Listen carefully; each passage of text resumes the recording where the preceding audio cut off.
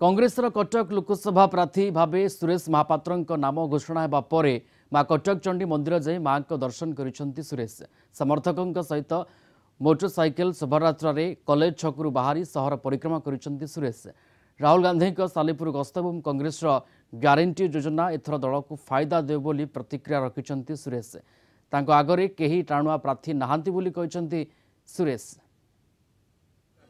माँ होउचंती हमर अधिष्ठात्री देवी या पर कदम रसूल जी आम कटक सहर जो पीठ रही ए पीठ गुड़िक परिदर्शन कर मो प्रसार कार्यक्रम आरंभ करी।